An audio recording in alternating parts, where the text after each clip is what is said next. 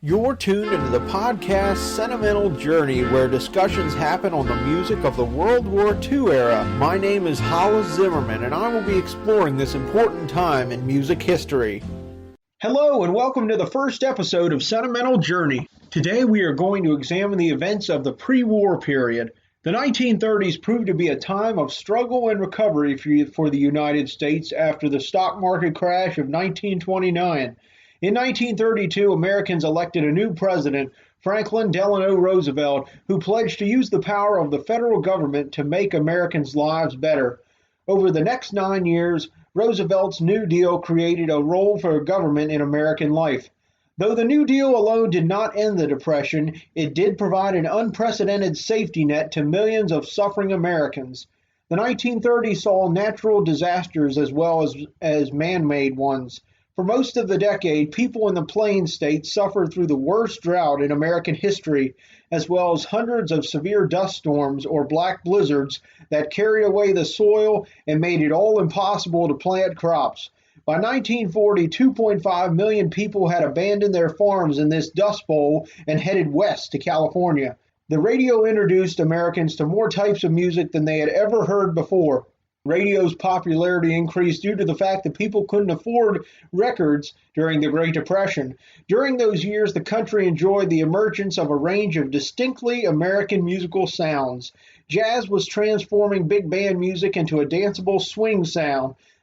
In the early 30s, swing had become its own style, played by bands that were led by artists such as Duke Ellington, James Lucifer, and Cab Calloway. Swing is distinguished primarily by a strong rhythm section, a medium to fast tempo, and the unique swing style, a combination of elongated and shortened beats, and produced by the fixed attacks and accents of the musicians. But swing didn't stop the music. Swing music grew alongside it. Dance halls and clubs were filled with jitterbugs performing the Lindy Hop, Balboa, and the Shag. The standard arrangement for the big band was a 17-piece orchestra, typically 5 saxophones, 4 trumpets, 4 trombones, and a 4-piece rhythm section. The blues seemed to reflect the mood of hardships people were experiencing during this era.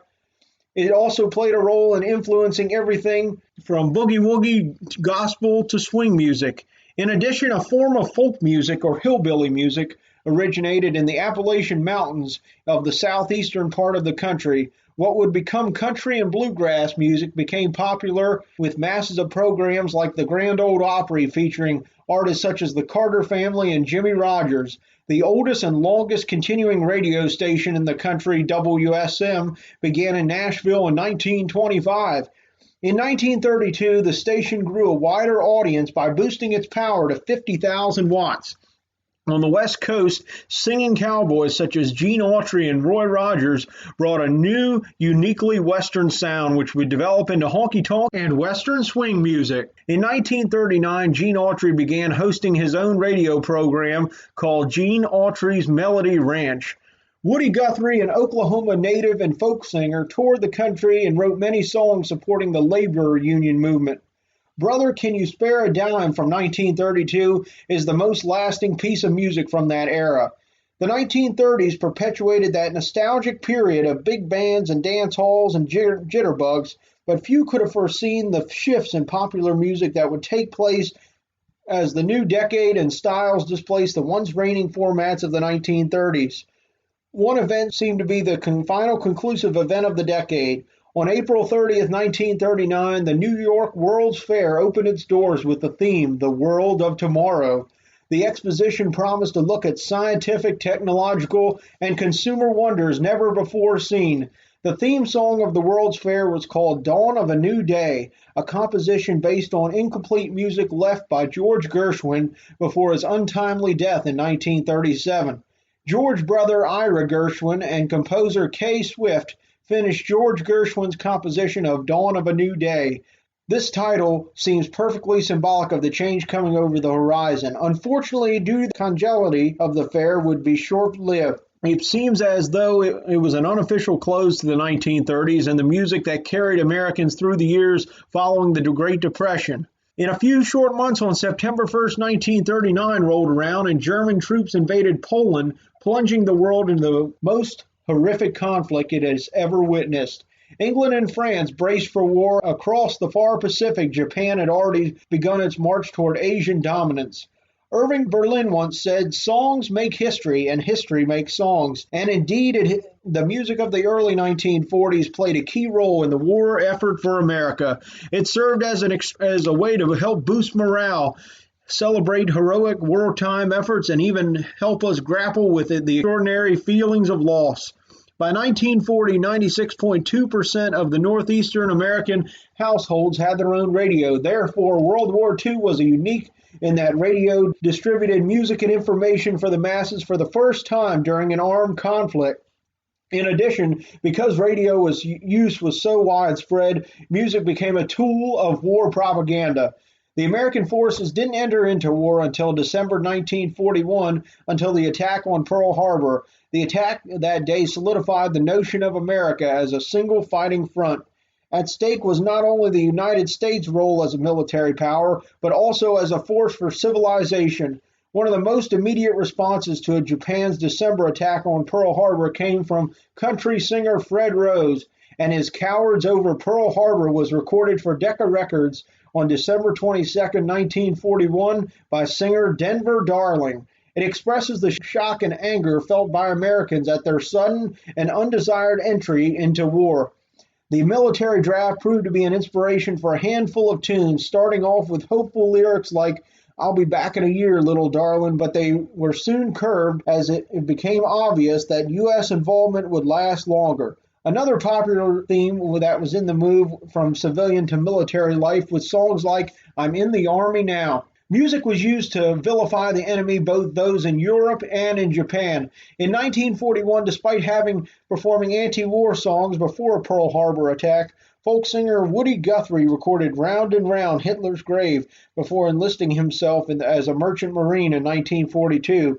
In 1943, Walt Disney Productions created Der Fuhrer's Face, an animated propaganda short film featuring Donald Duck working a factory in Nazi Germany. The theme song, written by Oliver Wallace, became popular when the parody band Spike Jones and his City Slickers released a version of it. Anti-Japanese sentiment led to a rash of songs like "Cowards Over Pearl Harbor" and "We've Got a Job to Do on the Japs, Baby." None of these became the standards which we remember from this time, but perhaps they served as the purpose of galvanizing against the enemy or venting hurt and frustration over the attack.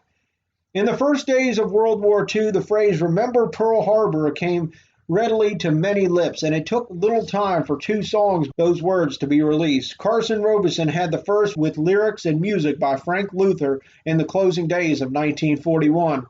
Sammy Kaye and his band likewise recorded "Remember Pearl Harbor" in 1942, a different version that featured music by Sammy Kaye with assistance by lyricist Don Reed. Both numbers attracted country and mainstream listeners, and the two, especially Kaye's rendition, briefly established themselves as favorites for radio stations.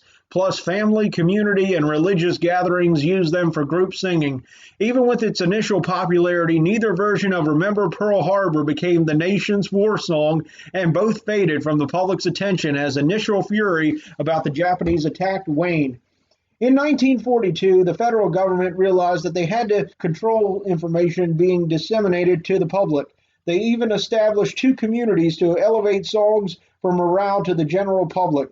Since both communities were only advisory, they were unsuccessful. Even ditties that encouraged citizens to support the war effort and buy bonds were not popular successes.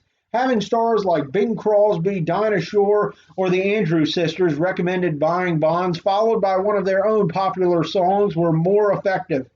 Strangely enough, as the American war effort was escalating, the American Federation of Musicians instigated a strike against the major American record companies because of disagreements over royalty payments.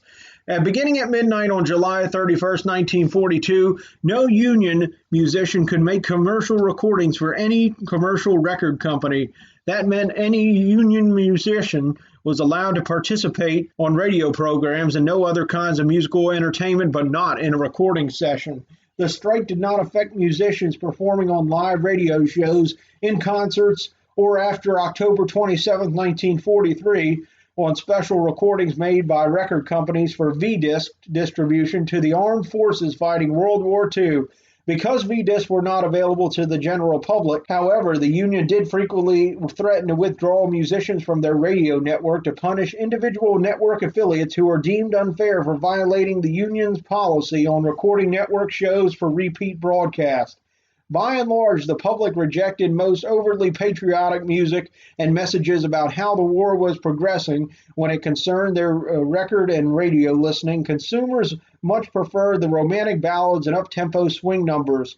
One hit that tied them both together being Boogie Woogie Bugle Boy of Company B. The country music genre did lend itself to a few hits that were sad stories of war, like Eddie Arnold's Did You See My Daddy Over There, or Ernest Tubbs' Soldier's Last Letter. Ballads of heartache or parting, loyalty, and love were popular immediately after the declaration of war. They included songs like I Don't Want to Walk With You, Something to Remember You By, and even a remake of Don't Sit Under the Apple Tree with Anyone Else But Me. Countless songs lamented the loneliness of separation with many men overseas. American troops had regular access to radio, but all in the most difficult combat situations, and not only did soldiers know specific songs, but specific recordings. This gave a nature to the American troops' music during World War II, not as much as songs sung around a fire or while marching, but listened to combat on Armed Forces radio. V-Disc, Stand for Victory, was a morale-boosting initiative involving the production of several series of recordings during the World War II era by special arrangement between the United States government and various private U.S. record companies. The records were produced for the use of the United States military personnel overseas. Many popular singers, big bands, and orchestras of the era recorded special V-Disc records. The V-Disc project actually began in June of 1941, 6 months before the U.S. involvement in World War II, when Captain Howard Bronson was assigned to the Army's Recreation and Welfare section as a musical advisor. Bronson suggested that the troops might appreciate a series of records featuring military band music, inspirational records that could motivate soldiers and improve morale. By 1942, the Armed Forces Radio Service sent 16-inch 33 RPM vinyl transcription discs to the troops from 8 sources: special recording sessions, concerts, recitals, radio broadcasts, film soundtracks, and commercial records. The V-Discs were an instant hit overseas. Soldiers who were tired of hearing the same old recordings were treated to new and special releases from the top musical performers of the day. The selection was very varied. It included big band hits, some swing music, classical performances from eminent symphony orchestras, jazz, and some military marches. Radio networks sent air checks and live feeds to V-Disc headquarters in New York. Some movie studios sent rehearsal feeds from the latest Hollywood motion pictures to V-Discs. Many V-Discs contain spoken word introductions by band leaders and artists, wishing good luck and prayers for the soldiers overseas and hopes for a swift and safe return. Strangely enough, a song originally written in German would become one of the most popular recordings during the war. It was composed by Norbert Schultz, who put a 1915 poem by Hans Leip to music. However, the original version was sung by Leo Anderson, sung as Das Mädchen unter der Laterne. However, it ultimately became known as Lily Marleen, as an early favorite among German and British soldiers. It was not written as propaganda and in fact was looked upon by the German Reich with great suspicion. Marlene Dietrich, a refugee from Hitler, also recorded the song in German in 1944 for the U.S. Office of Strategic Services. British Dame Vera Lynn also recorded a version for English, as well as Bing Crosby, Perry Como, and many other top artists. That's how popular the song was. World War II was indeed a defining moment in music history when ideas about national identity were consolidated both in an internal discord and internally oriented propaganda. Although the 1920s and 1930s were rife with social, racial, political tensions, the attack on Pearl Harbor pushed Americans together in a wave of patriotic fervor that swept the nation, creating a sole purpose that was shared by the government and people extended solidly to the men on the fighting front. Radio programs, presidential speeches, movies, and magazines celebrated the American way as a shining beacon of human civilization and cast U.S. involvement in the war as a noble act of defense. thrust upon a peace-loving, enlightened society by barbaric enemies abroad. Well, today we've looked and explained how the music transitioned from the 1930s and 1940s. We briefly looked at about how Pearl Harbor and how the music focused on military life and military actions. Despite the government's hope to focus on patriotic songs, the public chose crooners and swing music. I'm Hollis Zimmerman, and I thank you so much for joining me on this first episode of Sentimental Journey as we discuss the pre-war era. And you don't forget, you can find us on social media at Sentimental Journey. Please be sure to subscribe to our podcast. Stay tuned for episode 2.